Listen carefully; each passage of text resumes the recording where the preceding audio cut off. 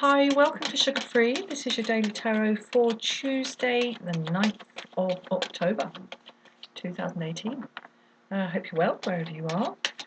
I've had pretty severe sciatica. It kind of got going yesterday, and goodness me, the pain is extraordinary.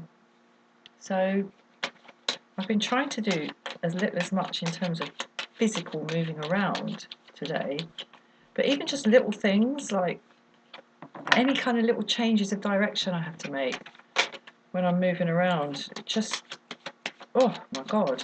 Anyway, I'm sitting down now, so it should be alright. I've had sciatica on and off all my life. I have an asymmetric pelvis. So there you go.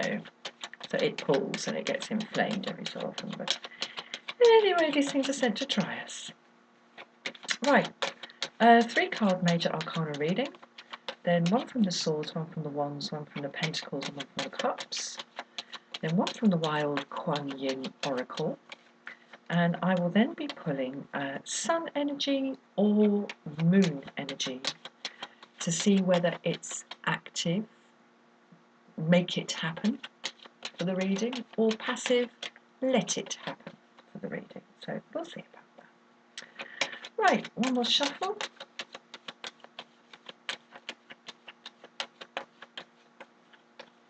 It's funny, when I was, I'll give it more shuffles.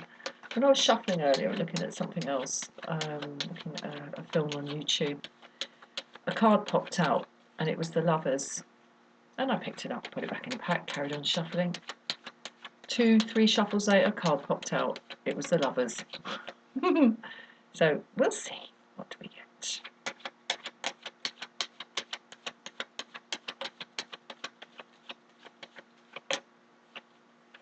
Okay, that's the last shuffle. That's the last cut. Okay, let's see the 3 cards for Tuesday the 9th of October. The Tower, Star in Reverse, the Empress. Okay, no lovers. I'm rather pleased about that. Right, well, it looks like the only thing to overcome tomorrow, well, sorry, I'm reading on Monday the 8th. The only thing to overcome is a sense of hopelessness and perhaps depression, represented here by the Star in Reverse in the middle of the reading. We're coming into the reading with the Tower in the upright. Is a sense of things moving in a way that you wouldn't necessarily want them to, that is absolutely not of your making. It's funny, we had Tower in Reverse here in this position yesterday.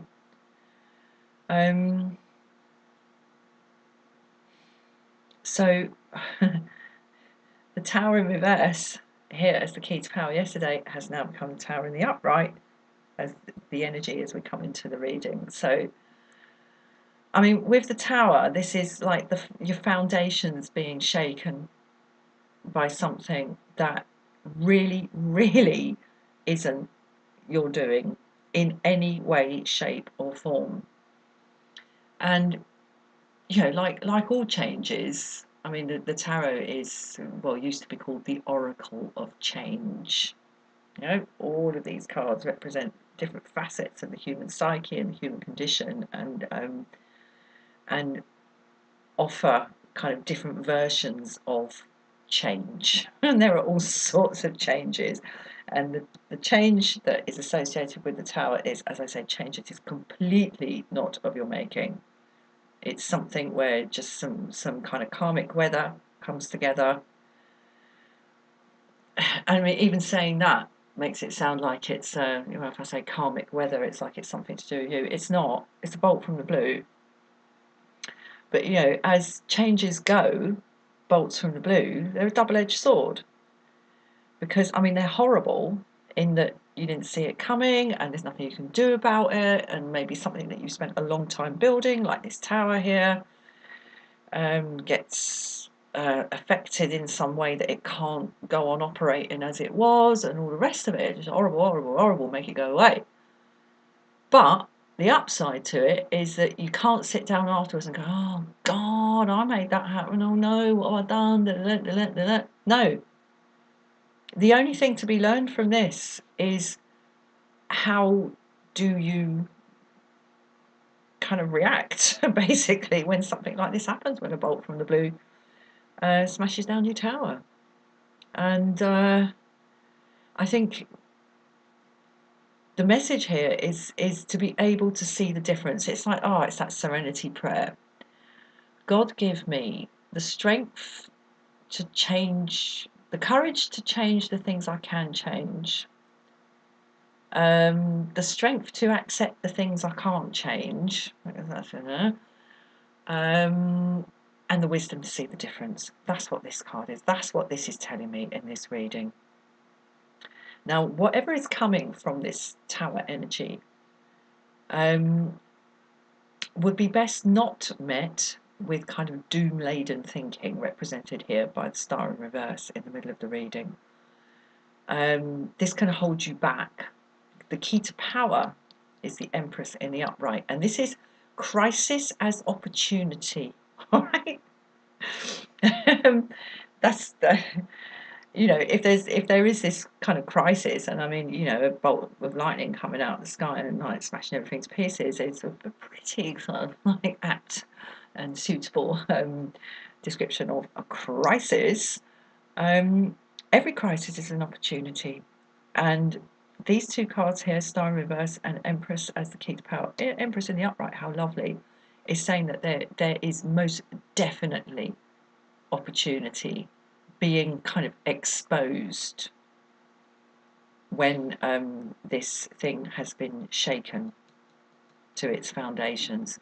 Something can be brought to light. And I'm reminded also of those, you get those plants in places where they have regular forest fires, or not even annual forest fires necessarily, but forest fires like out in really hot countries, not like here most of the time in England, where you get these seeds that are under the ground and that stay there for however long they have to stay there, completely dormant. And then when some like big old bushfire or forest fire happens and everything's been burnt down, bing, they come up. They come up and they wait. Their growth is predicated on the disastrous fire. Because when the disastrous fire has happened and cleared everything else, they get their chance. That's what I'm seeing from this. The block or drain, the underbelly, the shadow energy in here is the star in reverse, is looking at this tower energy and just going, oh no, oh no, oh no, and not seeing that the seeds of stupendous, by the looks of things. I mean, goodness me, she just looks so stable. She looks so stable and so utterly sure of herself, sitting on this throne here with her scepter and her shield. Huge opportunity for growth here. Right, let's pull one from the swords. Okay, but Page of Swords, how lovely. Well, I think this is a not necessarily new as in whole sort of brand new, never thought of before, but maybe something that has been kind of around in your mind as a thought pattern, or something that you want to say, or perhaps something that has been said but that hasn't had the space to actually coalesce,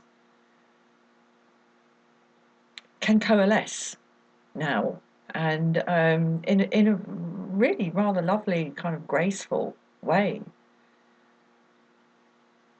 But as I say, it's not brand new. It's something that's already there, but that just in the melee of whatever it is that's been going on in the melee has not had a chance to coalesce. I just want to say a little diversion, and this is something that coalesced for me yesterday. I'm going to share it with you now. Yesterday afternoon there was an old film, English film from the 1950s with Sir Alec Guinness, probably before he was a Sir. And it was called The Man in the White Suit. And it was a story it was basically a sort of science anxiety film from post-war Britain. And it was about this man, Alec Guinness, who was a scientist who had developed a thread that never ever broke.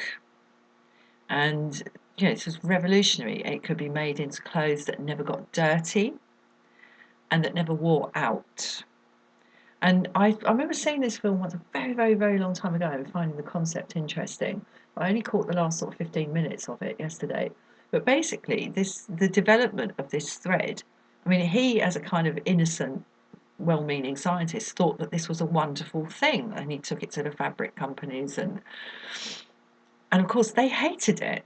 They absolutely hated it because it meant the end of their industry. Because if it never breaks and it never wears out and it never gets dirty, then people will only ever need to buy one, and it will last forever. And in the end, it turns out that his formula was wrong, and it does break, and it does get dirty, it does fall apart, and everything went back to normal, and it was a happy ending. And he walked off to invent something else. But it was the principle of it that made me think, and it crystallised so clearly in our mind. The only thing that makes life worth living is the fact that it comes to an end. That is the meaning of it. And I think that's the meaning of life, the fact that it is temporary. It's not permanent, it's impermanent. And I mean, the Buddhists go on about this a lot. And I think perhaps there's a connection with the way that we find it so really very difficult to actually really take on board the fact that our lives are limited and temporary, that our presence here is temporary, because we feel our presence as individuals so strongly. With all our thoughts and all our feelings and all our lives and what happens and the families we have and things we do and all of this, we feel it so strongly. It is really difficult to actually get your head around the fact that it's not forever. And I think that's perhaps part of why we find it so difficult to sort of work out what life means. What is the meaning of life? That's what we're all doing here on tarot card readings, really, isn't it? It's trying to work out what it all means. And its impermanence is something to do with that. And it's impossible, really, to imagine what life would be if it never ended, if we were born and lived forever. But our whole take on life would be different, of course. Anyway, just a thought. It's impermanence that makes it what it is. There's something careless than me. Anyway, there we go. Right, let's have one from the Wands. Six of Wands, how lovely. Well, I tell you what, goodness me, after the readings we had over the weekend and yesterday, I'm so glad to see Empress in the upright. Even if we're coming in with the Tower, listen, if the Tower's going to happen, it's going to happen. Nothing you can do. Don't waste your time feeling miserable about it. Star in reverse. Look for the opportunities because they are there. And clearly, a Page of Swords, Six of Wands. Wonderful. It's fresh. It's new. Well, no. It's not new. It's already there. It's not some whole brand new paradigm. It's something that's already there. That if you can circumvent the very understandable kind of like, oh no, here in the Star in Reverse as a response to the Tower energy here, if you can circumvent that and engage with this creative, fertile spirit of abundance, the Shakti, the abundance of forms, the Lakshmi card, if you can engage with that energy, then there's stuff that is already there to be allowed to blossom. Okay, Six of Pentacles. Now, I find the Six of Pentacles really, Six of Wands, Six of Pentacles, really interesting because at first sight you think, oh, this is nice, this is sort of generosity, and this rich man is sort of giving money to the beggar and everything. But there's something else going on here. Because he's giving money to the beggar, but he's got scales in the other hand. And it's like he's weighing his generosity. And he's giving it to one, and as far as we can see, withholding it from another. Um, and, you know, he clearly doesn't have to give that money, but he is giving it. And that giving of it when he doesn't have to makes it a kind of a power move on his part. And I think in the old days, when the tarot was, I mean, goodness knows where the tarot comes from. It is ancient. I think it's got its roots in India, to tell you the truth. Most things have. Most things have. But that was the way it worked. If you were rich, no, if you were poor, you were born into your lot. You were born into your position in life. And rich people were perfectly happy to be rich. And if they were nice rich people, they gave a bit away to the poor. I mean, there's this great quote from, I think it's King Lear, where he has realised that he's completely messed up everything, and that he's been a really nasty, selfish bastard. And I think this is him saying it to himself. And he says, take physic, pomp, expose thyself to feel what wretches feel, that thou mayst shake the superflux to them, and show the heavens more just. So he's saying to himself, if this, or someone's saying it to him, but I think it's probably him saying it to himself, saying like basically get over yourself and understand that you are, this is not me saying this to you, it's King Lear saying it to himself, understand that not everybody is as lucky as you, and just imagine yourself in the shoes of a beggar. And having done that, allow more of your surplus wealth to go to them, and that, that would be more just, and people would feel happier in their lot and feel that the heavens were more just if you were to do that. I'm really getting something from this. I think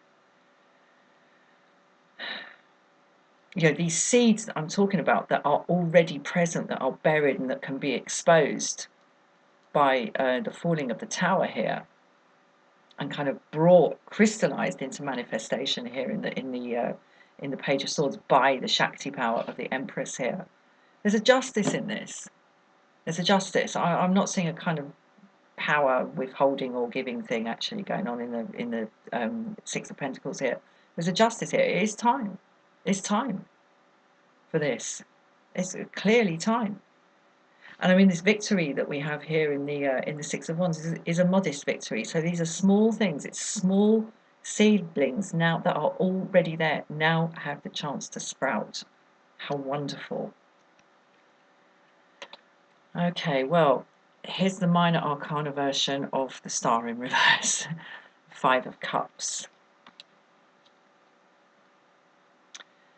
I mean, there's no way that the tower falling down after all the effort that's gone into it, and perhaps the establishment of power, and I'm just seeing this this cannon here at the top of the tower is, that's been hauled up there. That must have been really heavy to take up there. This wasn't a home. I mean, frankly, it looks like a bloody Norman watchtower. Not that I'm resentful about the William the Conqueror or anything, last invasion of Britain, like 9,000 years ago. But anyway, it looks like a Norman watchtower. And it's got this cannon at the top. So this is a power structure. And there's no way the random, didn't see that coming, destruction of a tower of power is not going to be met by some disappointment and some mourning. But, as ever, in the Five of Cups, two are unspilt. And I swear they contain the fluid that is going to water these little seeds, and I just see here the coins here falling down to the beggar like little seeds, sowing seeds, sowing the seeds of love. I shan't sing anymore. Let's get on from Kuan Yin.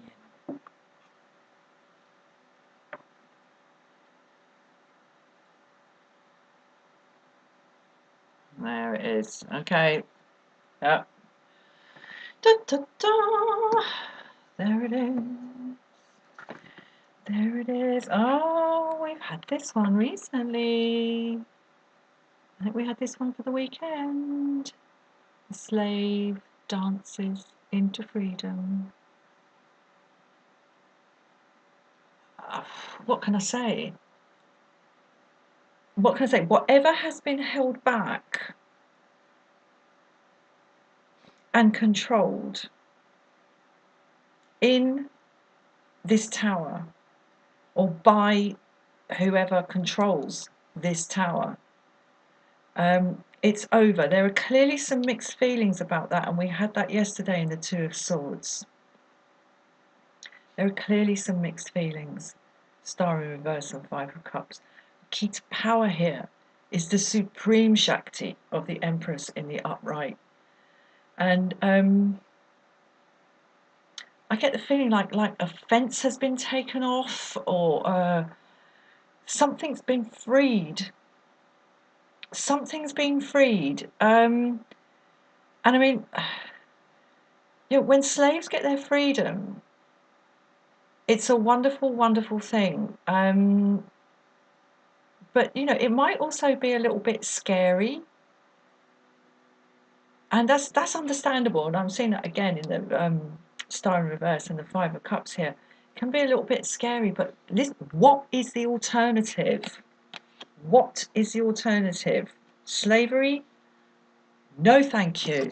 Right. Let's get sun energy or moon energy. Now, I've got to see how it could work, but I've got another card in this little pack, my late aunt's divination cards. That is the eclipse card. So I've got to get that out and have a look at it and see if there's a role for that. Anyway. Okay, there it is. Excellent. Globo solare. Sun energy. I like these very much. Okay, so this new start, this ground that has been clearly rather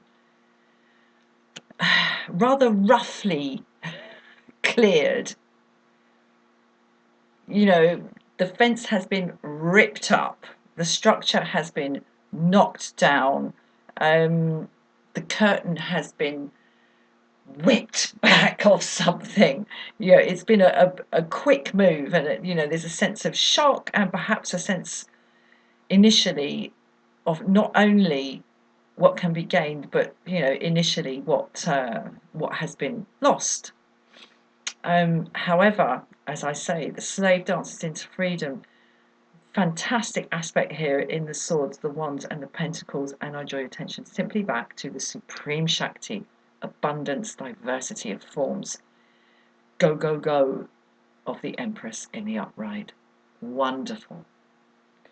Right, I'm going to leave it there. Please like, please share, please subscribe. Thank you so much for watching. And if you would like a private reading, all the info you need is in the description box below. Okay, cheers. See you soon. Bye-bye.